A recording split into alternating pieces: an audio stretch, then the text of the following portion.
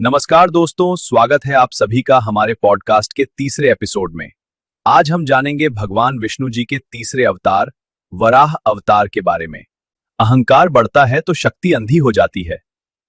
हिरण्याक्ष ने भी यही किया, प्रकृति को चुनौती दी और पृथ्वी को अंधकार में डुबो दिया। तब विष्णु जी ने शंख नहीं उठाया, उन्होंने रूप बदला, क्योंकि जब सृष्टि डूबती है तो उसे बचाने के लिए केवल शांति नहीं, अद्भुत शक्ति चाहिए होती है। वो वराह बने। प्रभु, हिरण्याक्ष जैसे असुर ने पृथ्वी को क्यों डुबोया? उसका उद्देश्य क्या था? पार्थ, हिरण्याक्ष केवल एक असुर नहीं था, वह अहंकार का रूप था। जब कोई अपनी शक्ति पर इतना गर्व कर लेता है कि वह प्रकृति को भी चुनौती देने लगे, तो वह हिरण्याक्ष बन जाता है। उसने पृथ्वी को इसलिए डुबोया क्योंकि वह यह दिखाना चाहता था कि शक्ति उसी के हाथ में है, पर उसे यह ज्ञात नहीं था कि शक्ति कभी भी अहंकार के साथ स्थिर नहीं रहती। इसलिए मैंने उसे रोका, क्योंकि यदि अहंकार जीत जाता तो सृष्टि का अंत निश्चित था। जब शक्ति अहंकार के साथ जुड़ जाती है तो चारों ओर केवल विनाश ही दिखाई देता है। प्रभु, आपने वराह अवतार ही क्यों लिया? कोई और रूप क्यों नहीं?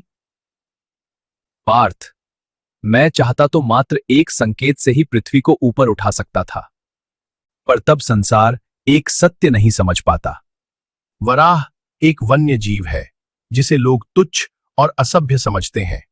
मैं यह दिखाना चाहता था कि जब संसार संकट में होता है तो उसकी रक्षा के लिए केवल देव ही नहीं, कभी-कभी प्रकृतिजन्य शक्ति भी आवश्यक होती है। जब सृष्टि डूबने लगती है तो उसे बचाने के लिए केवल शांति नहीं, शक्ति भी चाहिए होती है। इसलिए मैंने वराह का रूप धारण किया, ताकि संसार समझे, जब परिस्थितियां अत्यंत विकट हो जाएं, तो शक्तिशाली बनना ही धर्म बन जाता है। कभी-कभी जीवन में शांत नहीं, शक्तिशाली बनना आवश्यक होता है। प्रभु, जब आप पृथ्वी को अपने दांतों पर उठा रहे थे, तो क्या आपको उसका भार महसूस हुआ? भार पृथ्वी का नहीं था, भार उत्तरदायित्व का था। पर स्मरण रखना, जो उत्तरदायित्व से भागता है वह कभी देव को प्राप्त नहीं कर सकता। मैं चाहता तो पृथ्वी को छोड़ सकता था, पर यदि मैं उसे छोड़ देता तो तुम जैसे लोग कभी जन्म ही नहीं लेते। इसलिए मैंने पृथ्वी को उठाया, क्योंकि जब तुम किसी से प्रेम करते हो तो उसका भार तुम्हें भारी नहीं लगता।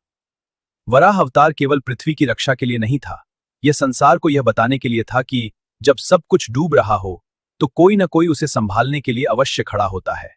महान वह नहीं जो तलवार चलाए, महान वह है जो अपने कर्तव्य का पालन करे। वराह अवतार के पीछे छिपा है एक गहरा संदेश। यह सिखाता है कि जब अधर्म बढ़े तब धैर्य, साहस और धर्म से संतुलन पुनः स्थापित करना ही सच्चा कर्तव्य है।